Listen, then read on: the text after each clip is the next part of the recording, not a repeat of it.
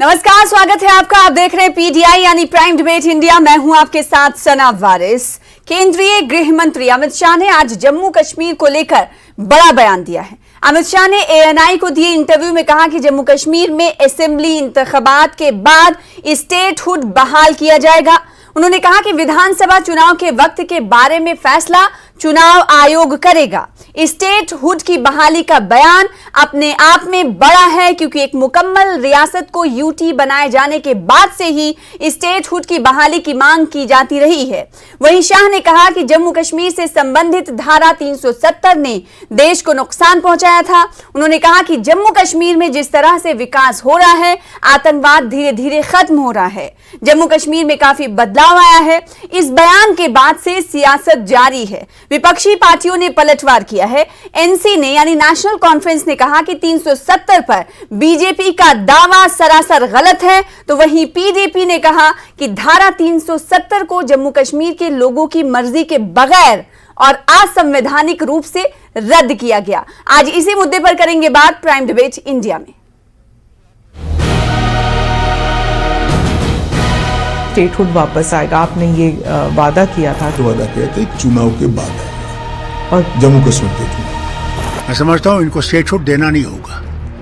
ये truncated statehood देंगे election के बाद। इनकी मंशा यही होगा। तो नेहरू जी के कारण 370 आया, तो हमें तो हमारा तो एजेंडा है 1950 से डाला, तब से है। मैं जानता हूँ इनकी नीयत क्या है। और आज ये सारे चिल्ला रहे हैं। एक भी जगह घटना होने के बावजूद बाद में फारूक साहब कश्मीर से इंग्लैंड चले गए थे।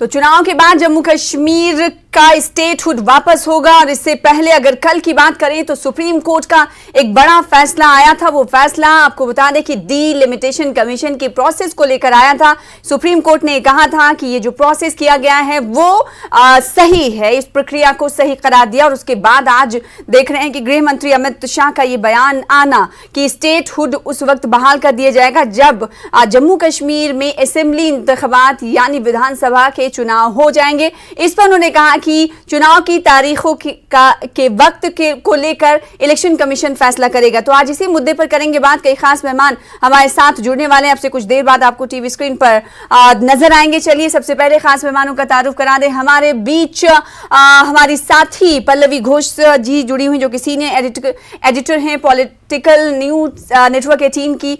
और इसके अलावा डॉक्टर निर्मल सिंह साहब को आप विंडो में देख पा रहे हैं। एक्स डिप्टी सीएम रह चुके हैं, भारतीय जनता पार्टी को रिप्रेजेंट करते, जम्मू कश्मीर में एक वक्त तक इनका शासन रहा। इसके अलावा एक और खास मेहमान आपको नजर आ रहे हैं। डॉक्टर निर्मल सिंह के अलावा रविंद्र शर्मा साहब, जो कि सीनियर लीडर हैं जम्मू कश्मीर कांग्रेस के, जम्मू कश्मीर कांग्रेस का पक्ष रखने के लिए कई डिबेट्स का हिस्सा रहे हैं। इसके अलावा एक और खास मेहमान आपको टीवी स्क्रीन पर नजर आ रहे हैं। मेंबर ऑफ पार्लियामेंट है, नेशनल कॉन्फ्रेंस को रिप्रेजेंट करते हैं, रिटायर्ड जस्टिस हसनैन मसूदी साहब, आपका भी वेलकम करते हैं। तो आप तमाम का शुक्रिया वक्त देने के लिए। सबसे पहले पल्लवी घोष जी, मैं आपसे शुरुआत ये करना चाहूंगी कि आज जो अमित शाह ने बड़ा बयान दिया जम्मू कश्मीर के स्टेटहुड को लेकर, क्योंकि जब स्टेटहुड का दर्जा जो खत्म कर दिया गया था उसके बाद से ही मांग की जाती रही थी।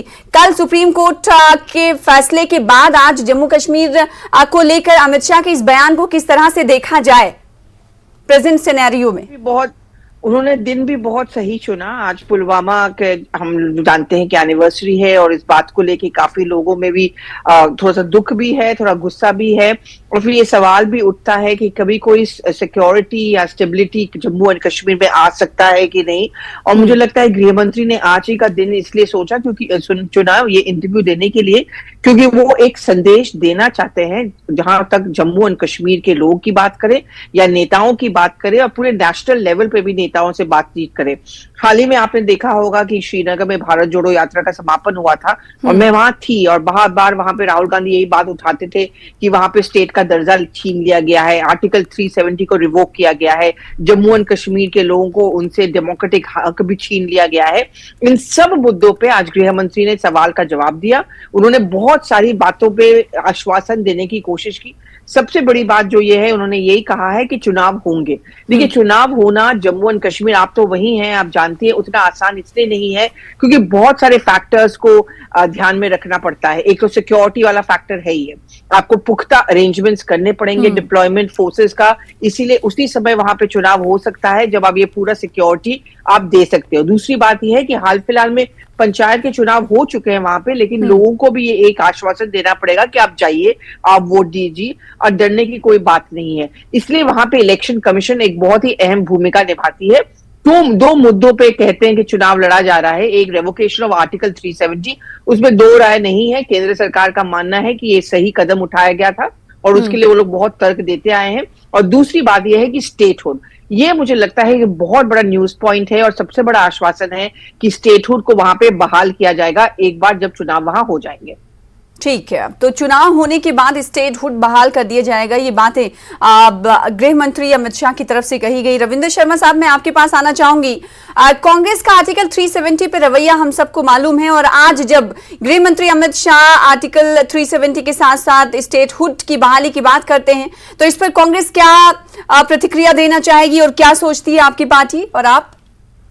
देखिए, बात यह है कि सदन में जो वादा था उससे भी मुकर गए हैं, क्योंकि कहा तो ये गया था कि जल्द वहां स्टेटहुड बहाल होगा और ये पार्लियामेंट के सदन में कहा गया। आज 3 साल से ज्यादा हो गया, 3.25 साल 3.5 साल होने वाले हैं, 3.5 साल के करीब। और अब शर्त ये आगे कि चुनाव होंगे और फिर स्टेटहुड बहाल होगी, और ये तो उस वक्त नहीं कहा था। और वैसे भी पूछा जाए कि स्टेट क्या क्या कसूर था और स्टेट को तोड़ने का फायदा और लाभ क्या मिला। ना तो आतंकवाद, वैसे भी आपने 370 तोड़ा, जिस तरह से तोड़ा, असंवैधानिक तोड़ा। हमारा तो ये मानना है कि आपने लोगों का विश्वास तोड़ा, और उसका फायदा लाभ बता दें कि क्या आतंकवाद की कमर टूट गई, क्या वो चीजें जो हासिल करना चाहते वो हो गई। आज आम आदमी जो है, जो जहाँ पे एलजी एडमिनिस्ट्रेशन है, जो ब्यूरोक्रेटिक निजाम है, उससे तंग है। हर आदमी को जो है वो कोई ना कोई प्रशासनिक परेशानी जो है वो है। आम आदमी की बात अगर करें, एविक्शन ड्राइव है, गरीब और किसान लोग जो है सड़कों पे हैं, बहुत सी और समस्या है। लेकिन पहली बात तो यह है कि उससे हासिल क्या हुआ, रोजगार मिला। रोजगार के प्राइवेट सेक्टर यहाँ पे खुला, कितनी इंडस्ट्री यहाँ लग गई। इन्वेस्टमेंट के आंकड़े आप गिनाते हैं, लेकिन वो बताइए कि कितनी इन्वेस्टमेंट, कितनी इंडस्ट्रीज जहाँ लग गई। और हमें तो आंकड़ा यह है कि 66% इंडस्ट्रीज बंद हुई, सिक पड़ी हैं, और आप रिवाइव तो नहीं कर सके। और सबसे बड़ी बात यह है कि स्टेटहुड, जब गवर्नर रूल है, जो लेफ्टिनेंट गवर्नर है, उससे एक लोगों की इंसल्ट की गई। आपने कश्मीर को तो सजा दी थी, जम्मू को भी सजा दी, जिन्होंने आपको जिताया, चुनाया, इतना बड़ा मैंडेट दिया। आज जम्मू में लोग बादशाह से पूछते हैं, और वक्त आएगा तो पूछेंगे कि क्या वजह थी कि आप डोगरा रियासत, एक ऐतिहासिक रियासत जिसकी 200 साल की इतिहास एक रियासत थी, उसकी आइडेंटिटी खत्म कर दी। यूटी से स्टेट बनती आई, लेकिन स्टेट से यूटी को बनाया। इसलिए स्टेटहुड पे इतना अड़चन क्यों, इतनी शर्तें क्यों? स्टेटहुड दीजिए, स्टेट असेंबली का इलेक्शन करिए। और तो अब तो शायद इशारे दे रहे हैं गृह मंत्री अमित शाह, तो क्या लगता है कि इसमें अभी और देरी होगी कांग्रेस को? ये इस तरह के इशारे हमने कई बार सुने हैं। ठीक है, और ठीक, एक और खास मेहमान हमारे बीच मौजूद है जिनका तारुफ करा दे जरूरी है। मोहम्मद यूसुफ तारिगामी साहब, आपका भी इंतजार हो रहा था, सीपीआईएम से आपका ताल्लुक है, सीनियर लीडर हैं और प्रखर होकर अपनी बातें रखते हैं। आपका बहुत शुक्रिया न्यूज 18 JKLH को वक्त देने के लिए।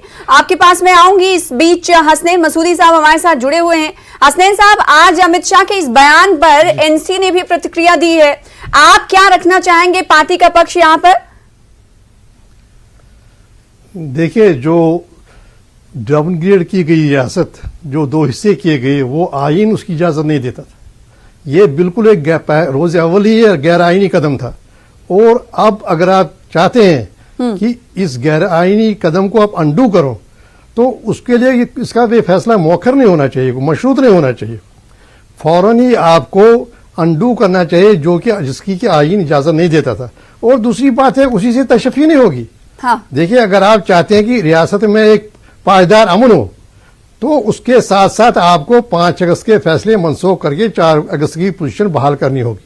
अगर वाकई तौर पर, क्योंकि अभी ये जो 4 साल का अरसा हो गुजरा, इसने जो भी गिनाए गए थे, जो फायदे गिनाए गए थे और जो इसका पसमंजर गिनाया गया था, हमने जो वाक़ात हैं 4 साल के, जो गैर यकीनत है, बेइत्मीनानी है, वो वहीं पर मौजूद है। जो तशद्दुद है वो वहीं पर मौजूद है। और आज आपको तशद्दुद के लिए आपको जो हमारे सिक्योरिटी फोर्स है उसके बाहर जाना पड़ा ताकि अमन कायम रखा जाए। तो बात यह है कि कोई चीज हासिल नहीं हुई और आप अब रेस्टोरेशन को करेंगे मशरूत या मौखर करेंगे कि निजी इलेक्शन के साथ, वो तो है ही नहीं, क्योंकि बुनियादी तौर पर एक गैर आईनी कदम था। आर्टिकल 3 जो है कॉन्स्टिट्यूशन का वो इजाजत नहीं दिया जाता है, देता है कि किसी रियासत को डाउनग्रेड करके उसके 2 हिस्से किए जाए और यूटीज बने जाए। अब देखिए यहाँ की हालत देखिए, लद्दाख में आजकल आम ये बात कही जा रही है कि हम 5 अगस्त से पहले जो पोजीशन हमारी थी वो बेहतर थी। जम्मू में भी वही मुतालबा किया जा रहा है और कश्मीर में भी वही। और जहां तक नौकरियों का सिलसिला सवाल है, जहां तक जमीन पर हुकूक का सवाल है, उस पर तो हर एक जो भी तीनों यहाँ के हिस्से हैं, लद्दाख और जम्मू और कश्मीर, हर जगह वही बात दोहराई जाती है कि जो हमें आईन के तहत जो हमें जमानतें दी गई थी उन जमानतों का पास किया जाए और वो रिस्टोर किया जाए। तो मैं समझता हूँ कि जो होम मिनिस्टर साहब ने कहा कि इलेक्शन के साथ मौकर करने की बात या उसके साथ मशरूत करने की बात की, वो सही नहीं है, बल्कि ये एक गैर आईनी कदम रोज अव्वल ही था। इसको मनसूख कीजिए और उतना ही नहीं, अगर आप चाहते हैं वाकई तौर पर पायदान, तो इसमें शर्माने की कोई बात नहीं, आप ये मान लीजिए और आप इसका एतराफ कीजिए कि कुछ हासिल नहीं हुआ ये 4 साल में। और आप जो जहां यहाँ की जो आईनी खुसूसी पोजीशन थी वो बहाल कीजिए। यहाँ के जो अवाम के, जम्मू के, कश्मीर के, लद्दाख के जो हुकूक थे वो बहाल कीजिए। अगर आप मैं लौटूंगी यास्मीन मसूदी साहब, अगर आप इनर लाइन पर मणिपुर को दे रहे हैं तो क्या वजह आप जम्मू कश्मीर के बारे में ये फैसला मौखर कर रहे हैं? ठीक है, तारिक आमिर साहब का रुख कर लेते हैं। मोहम्मद यूसुफ तारिक आमिर साहब, आप क्या कुछ कहना चाहेंगे स्टेट हुड को लेकर? सीपीआईएम और आप खुद बात करते रहे हैं, पीडीपी बात करती रही है, एनसी बात करती रही है। आज जब ये इशारे दे दिए हैं कि जम्मू कश्मीर में स्टेट हुड की बहाली उस वक्त होगी जब जम्मू कश्मीर में विधानसभा के असेंबली इंतखाबात हो जाएंगे। पहले मैं हैरान हूं आपने किस सवाल को लेकर आज बहस छेड़ी है अपने चैनल पर। क्या कोई बड़ी वजह है? क्या कोई बड़ा ऐलान हुआ है सरकार की तरफ से? शाह साहब तो ये मेरे ख्याल में बार बार कह चुके हैं और कम से कम मेरे लिए और हमारे आवाम के लिए नया कुछ नहीं। तो हम गैर जरूरी मुद्दों पर हम बहस कर लें और किस सरकार से और किन के स्टेटमेंट्स पर उन्होंने पार्लियामेंट में कहा था कि स्टेटहुड रेस्टोर किया जाएगा। अब कौन सा नजूमी हम लाए ताकि हमें पता चले कि किस साल में वक्त कौन सा मुनासिब होगा। बहरहाल मुझे इतना ही कहना है कि गैर जरूरी है हमारी ये जो आपस में बातचीत इस मौजू को लेकर जिसमें जो बेअसर है। ठीक है। और शाह साहब, लेकिन यूसुफ तारिक आमिर साहब, ये बात भारतीय जनता पार्टी खुद गृह मंत्री बार बार कहते रहे, आपने भी जिक्र किया और हसनैन मसूदी साहब ने भी कहा, पार्लियामेंट में भी कहा, उन्होंने कहा कि वादा करके रविंद्र शर्मा साहब ने कहा कि कोई नई बात नहीं कही, लेकिन शर्त जो लगाई गई है, ये बात शायद पहले नहीं कही गई थी कि जम्मू कश्मीर में जब इलेक्शन होंगे उसके बाद। कौन सी शर्त लगा दी? नहीं, उसने कभी ये शर्त वापस ली नहीं। ये तो बार बार कहा। जब प्राइम मिनिस्टर की मीटिंग हुई थी, प्राइम मिनिस्टर साहब ने सभी पार्टियों की मीटिंग बुलाई तो वहां भी शाह साहब ने कहा डिलिमिटेशन, इलेक्शन और स्टेटहुड। ये जो लंतरानी है ना जी, ये तो पता नहीं। और इसी वजह से मैं आपको सिर्फ एक चीज याद दिलाना चाहता हूं, जब 2019 में यहां जम्मू कश्मीर को टुकड़े किए गए और हमारी आईनी हैसियत को खत्म किया गया, उस वक्त पहला कश्मीरी जिसको मौका मिला सुप्रीम कोर्ट की वसातत से ट्रीटमेंट की खातिर दिल्ली जाने का, सितंबर में। और मैंने फिर वहां प्रेस से भी बात की, मुलाकात हुई और मैंने वहां कहा था अपने हमवतनों से मुखातिब होकर, ये जो आज जम्मू कश्मीर में हुआ ये सिर्फ आगाज है। आज जो हमसे हमारे साथ किया गया क्या मालूम कि कल दूसरा नंबर, कल ये सिलसिला कहां आगे बढ़ता है, कहां रुक जाता है। और 3 साल में कौन कहता है कुछ नहीं हुआ, बहुत कुछ हुआ। और अभी हमारे कांग्रेस के मेरे दोस्त ने कहा क्या किसका क्या हुआ यार, अगर आतंकवाद का कमर नहीं टूटा जो आपने कहा जी, लेकिन इस सरकार ने, इस इंतजामिया ने जम्मू का, कश्मीर का, लद्दाख का हुलिया बिगाड़ दिया। हाँ। ये क्या काम है? और अगर आप जैसे लोग, हम जैसे लोग इनको ये क्रेडिट भी ना दें फिर क्या होगा? और दूसरा इतना ही नहीं, ये जमात है और ये सरकार है जिन्होंने न सिर्फ जम्मू कश्मीर की जो आईनी हैसियत है उसको खत्म किया, बल्कि उन्होंने आईन हिंद को ही, उसके बेसिक स्ट्रक्चर को मसक किया। ठीक है। आज डॉक्टर कहां है निर्मल साहब, फेडरलिज्म हमारे मुल्क में? आज आज आज नहीं, मैं लौटूंगी, बात करने दीजिए। आज मैं गवर्नर लौटूंगी है आपके पास, क्योंकि कमर्शियल ब्रेक पर भी एक जाना है। तरफ और चीफ मिनिस्टर तारिगामी इलेक्टेड साहब, रिप्रेजेंटेटिव आपके पास लौटूंगी, ऐसा नहीं कि आपकी बात को काटा जा रहा है। एक सेकंड सर, मैं आपके पास लौटूंगी। बस इतना ही कहूंगा मैं, मुझे और कुछ लौटने का, कहने का कुछ नहीं है, सिर्फ यही है जी कि ये सरकार न सिर्फ उन्होंने नाइंसाफी की है जम्मू के साथ, लद्दाख के साथ, कश्मीर के साथ, ठीक है, ये नाइंसाफी करने पर तुली हुई सरकार है पूरे देश के साथ। ठीक है। डॉक्टर निर्मल सिंह साहब, जो कि एक्स सीएम रह चुके हैं, जम्मू कश्मीर के, इस बीच मौजूद हैं। आपके पास आखिर में आने का मकसद ये था कि आप तमाम जो पैनलिस्ट हैं उनकी बातें सुने, क्योंकि आप जिस राजनीति जिस जमीन पर कर रहे हैं इस वक्त, वहां ये तमाम पार्टियां भी अपनी सियासी सरगर्मियों को बढ़ावा देती हैं। एक पार्टी ये दावा कर रही है कि बहुत कुछ बदला है आर्टिकल 370 और स्टेटहुड के चले जाने के बाद, और ये 3 पार्टियां यहां पर मौजूद हैं, सीपीआईएम, एनसी और कांग्रेस। उनकी प्रतिक्रिया को आपने देखा, सुना। डॉक्टर निर्मल साहब, सीधे तौर पर तारिगामी साहब का ये कहना है कि ये लमतरानी, एक लफ्ज का इस्तेमाल किया उन्होंने, कि ये जो चीजें की गई हैं वो समझ में नहीं आई, जम्मू कश्मीर के लोगों के साथ धोखा है, जो पहले बात की गई थी उसमें कोई नया नहीं है। ये कह रहे हैं कि जो गृह मंत्री अमित शाह ने जो बात अभी कही है कि स्टेटहुड की बहाली होगी, वो तो पार्लियामेंट में भी कही थी, तो इसमें क्या नया है? मतलब उम्मीदें नहीं है जम्मू कश्मीर के लोगों को भाजपा से, केंद्र सरकार से? उम्मीद रखनी चाहिए, क्योंकि एक जो मुख्य मुद्दा है स्टेटहुड का, और बिल्कुल तारिगामी साहब ने सही कहा है कि उन्होंने कहा था कि पंचायत इलेक्शंस, डिलिमिटेशन, असेंबली और उसके बाद स्टेटहुड, तो ये पूरा उन्होंने बताया था, पूरा टाइम टेबल बताया था। तो आज भी उन्होंने वही बात कही है, तो इसलिए जो है ये बिल्कुल स्पष्ट बात है। दूसरी बात है, यहां जो बात हो रही है गैर आईनी तौर पर किया गया, अरे भाई पार्लियामेंट के ऊपर कोई, मुझे लगता नहीं है कोई आईनी कोई दायरा है जो इसमें कर सकता था। मसूदी साहब उसमें थे, और उसके बावजूद भी ये सभी लोग जो हैं ऑनरेबल सुप्रीम कोर्ट के सामने गए हैं, क्योंकि हमारा फेडरल सिस्टम है, इसलिए सुप्रीम कोर्ट के फैसले का इंतजार करना चाहिए। वो खुद जो है, जिस प्रकार से अभी डिलिमिटेशन के ऊपर फैसला आया है, तो सुप्रीम कोर्ट उस पर फैसला देगा, और मुझे लगता है कि सभी लोग उस फैसले को मानेंगे। जहां तक जो है ये 370 का या बाकी चीजें हैं, ये हम पिछले 72 सालों से कह रहे थे, हमारे एजेंडे पर था। जैसे अमित भाई शाह ने भी आज कहा है, तब क्या चर्चा नहीं हुई? क्या लगातार डिबेट होती रही? और जब जो है नेशनल कॉन्फ्रेंस कांग्रेस जीतती थी, तो कहते थे कि 370 के हक में जो लोगों ने फैसला दिया है, और जब 2014 में भारतीय जनता पार्टी जीती और हमारी मेजॉरिटी आई, तो क्या वो 370 तोड़ने के हक में फैसला देश ने नहीं दिया था? क्या कौन सी डिबेट जो है जो अलग डिबेट हो रही है? हम चर्चा कर रहे थे, हम इसके इम्प्लीकेशंस क्या है उस पर हम चर्चा करते थे।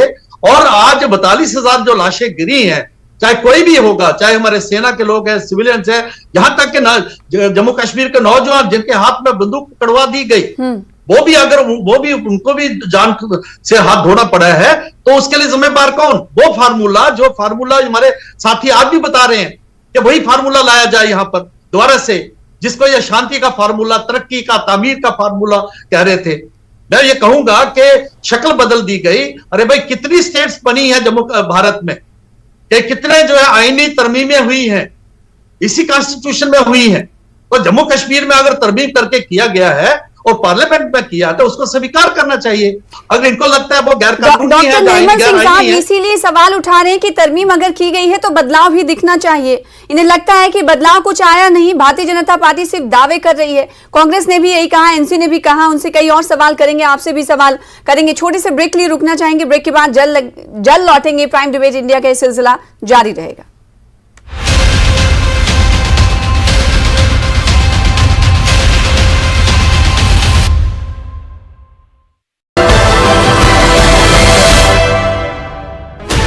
Sixteen channels, 15 languages, 26 states, 1200 plus reporters, 67 plus crore viewers. India's largest news network, News 18 Network.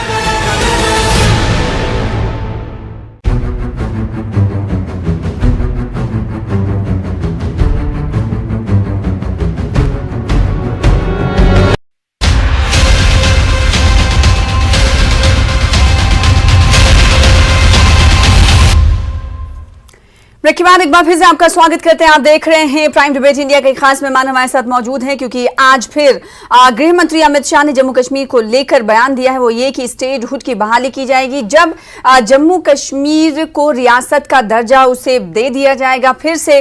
और इसी पर हम बहस कर रहे हैं। हसनैन मसूदी साहब का रुख मैं करना चाहूंगी ब्रेक के बाद। हसनैन मसूदी साहब, क्योंकि अमित शाह जी ने जो बयान दिया है, गृह मंत्री अमित शाह ने, कि अब स्टेटहुड की बहाली उस वक्त होगी जब जिस पर हम चर्चा कर रहे हैं, तो क्या ये जब पहली बार ये बात नहीं है, बार बार ये बात गृह मंत्री अमित शाह के जरिए कही गई है, तो अभी इस वक्त जम्मू कश्मीर के परिप्रेक्ष्य में इस बात के कहने के पीछे का मकसद आपको क्या लगता है? देखिए, हर तरफ से ये बात हो रही है कि पहली बार नहीं है कि जो होम मिनिस्टर हैं वो यहाँ स्टेटहुड को बहाल करने की बात कर रहे हैं।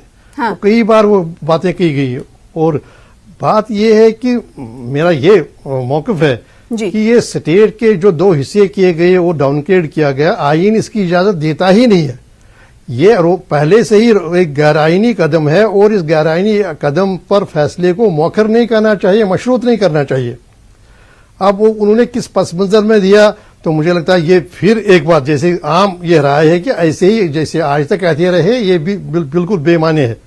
लेकिन मेरा ये सुझाव होगा, देखिए आपके पास 4 साल हैं, 4 साल का तजुर्बा है, 4 साल पर जमीनी हकायक क्या है, लद्दाख में हालात क्या है, जम्मू में हालात क्या है, जम्मू से जो हमारी खुसूसी पोजीशन है उसकी बहाली की आवाजें उठ रही हैं, और कश्मीर में क्या हालात है। देखिए, आप सिर्फ ये रट लगा रहे हैं कि हमारा जी ये हमारे मंशूर पर था, लेकिन उससे हुआ क्या? आपने मार्केट जिन चीजों पर किया, क्या इसमें से कोई चीज हासिल हुई? क्या जमीनी सतह पर कोई अमन कायम हुआ? 600 के करीब हमारे जो पुरतशद्दुद वाक़ात हुए, और कितनी जानें चली गई, और इस वक्त कितनी बेइत्मीनानी है। अभी देखिए, इस वक्त क्या हो रहा है, नई बस्ती जम्मू हो या वो महजूर नगर श्रीनगर हो, हर जगह लोग बिल्कुल गिरफ्तारी कर रहे हैं, लोगों पर आक्रमण किया जा रहा है। लेकिन इसमें देखिए आपका कहां पर वो आप कह सकते हैं कि आपको कोई कामयाबी हुई है या जिससे कुछ हासिल हुआ। महज ये बात कि आपके मंशूर पर था, उससे कुछ हासिल नहीं होता। देखिए मैं आपके एजेंडे की बात पूरी हुई, इससे कुछ हासिल नहीं हुआ। जब लोग अमन की बात और अमन से रहना ना सीख पाए या फिर उन्हें वो वातावरण ना फराहम किया जाए, तो ये बात बेमानी है। मसूदी साहब का ये कहना है। लौटूंगी आपके पास। निर्मल साहब, आपका इससे जवाब चाहिए इस सवाल का। इन्होंने बात कही है, या 3 साल में हमसे जो जवाब मांग रहे हैं, 3 साल में भी जो जिस प्रकार से टेररिज्म में कमी आई है, जिस प्रकार से आज वहां कोई बंद नहीं होता, पत्थरबाजी नहीं होती, जो सारी बातें हैं, तो वो इसका नतीजे आज जो जिस प्रकार से हम देखते हैं कि जिस प्रकार से टूरिस्ट सीजन जो है अच्छा गया है, लोग अपना कमाई कर रहे हैं। आज राहुल गांधी और सारे लोग जो है वहां तिरंगा फहराने के लिए चाहे जो है 20 साल के बाद ही पहुंचे, वो पहुंचे हैं। तो ये इसके नताइज हैं। आम लोगों से पूछिए, आप 30 साल में जो हमसे जवाब मांग रहे हैं।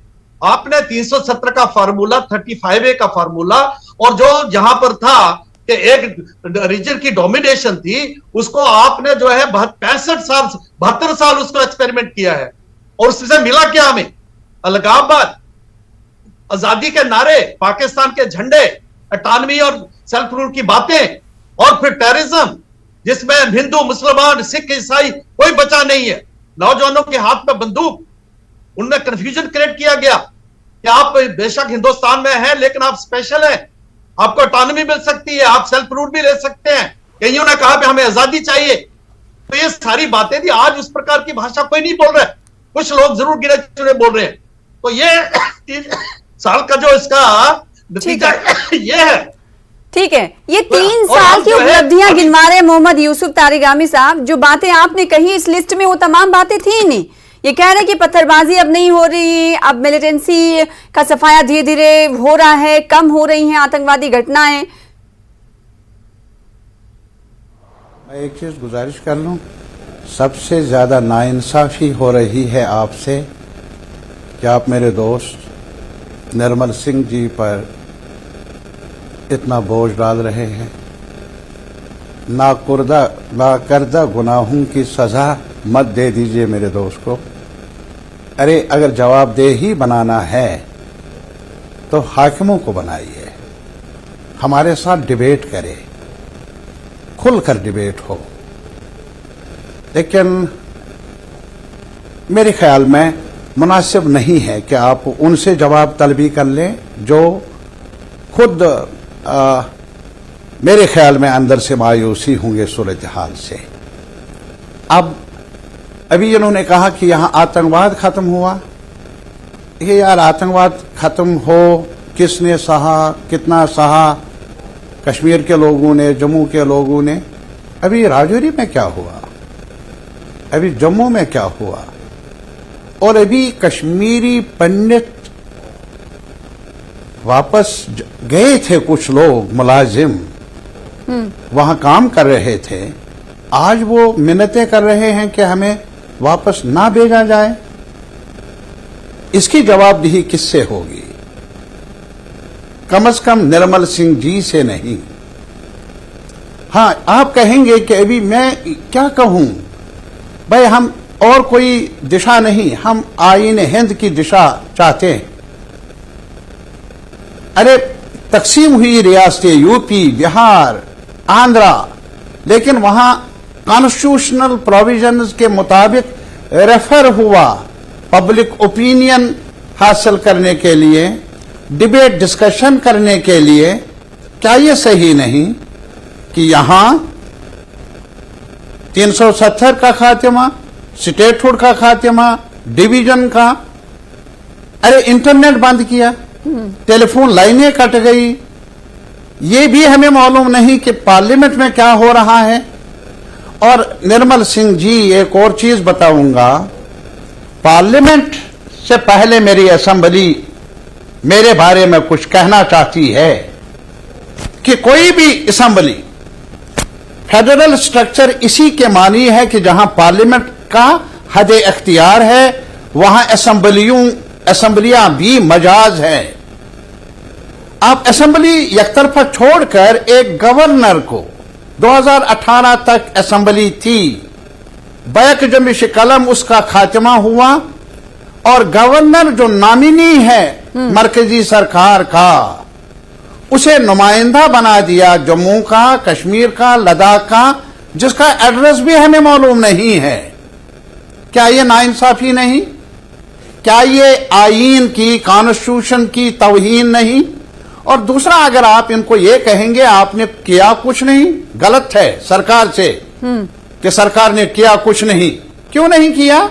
अब हम ठेकेदार जो है ना यहां माइनिंग के, वो भी बाहर से ला रहे हैं। अरे साहब, यहां जो हम रिटेल शॉप, जो शॉपकीपर्स हमारे दाएं बाएं गांधीनगर में और जगहों पर हैं जी, उनसे पूछ लीजिए। अरे साहब, ये भी नहीं, आप ये जरा पूछ लीजिए इनसे कि जो आज तक हमें नहीं हुआ वो आज हो रहा है बुलडोजर के जरिए। और सिर्फ हमें दुख है, अगर 370 को हटाने का आपके एजेंडे में दर्ज था, ये बुलडोजर भी रखना था उधर की, बुलडोजर भी बीजेपी का एजेंडा है, हमें दुख नहीं होगा। निर्मल जी को क्यों आप, वो मेरे दोस्त हैं। नहीं निर्मल जी इसलिए क्योंकि इस वक्त वो भारतीय जनता पार्टी को रिप्रेजेंट कर रहे हैं। भले ही यूसुफ साहब आपके ये दोस्त हैं, आप इनके साथ चाय पिए होंगे, लेकिन वो यहाँ पर जिस पार्टी को रिप्रेजेंट कर रहे हैं, जिस पार्टी को लेकर बातें कर रहे हैं, वो अपने पार्टी लाइन से जुड़ी हुई बातें कर रहे हैं। रविंद्र शर्मा साहब, मैं आपसे भी इस पर प्रतिक्रिया लूंगी कि जो चीजें केंद्र सरकार की तरफ से हटाई गई, अगर उसी चीज को लाने की बातें दोबारा से की जा रही हैं, आपका ये मानना है कि ये तमाम चीजें सही नहीं थी? कई पार्टियों का ये मानना है कि जो कुछ किया गया वो अच्छा नहीं था। बीजेपी ये मान रही है कि बहुत उपलब्धियां हमें हासिल हुई हैं। तो अब इन सब के बीच अगर कहा जा रहा है कि स्टेटहुड की बहाली एक बार फिर से की जाएगी, तो इससे क्या जम्मू कश्मीर के विपक्षी नेताओं के अंदर कुछ उम्मीद जागती है? रविंद्र शर्मा जी, देखिए, बात यह है कि थोड़ी सी राहत मिलती। सबसे बड़ी बात यह है कि जब भी वो इस सवाल का जवाब मैं आपसे लूंगी। कमर्शियल ब्रेक के लिए रुकना पड़ रहा है रविंद्र शर्मा साहब, माफी के साथ। छोटे से ब्रेक के बाद जल्द लौटूंगी।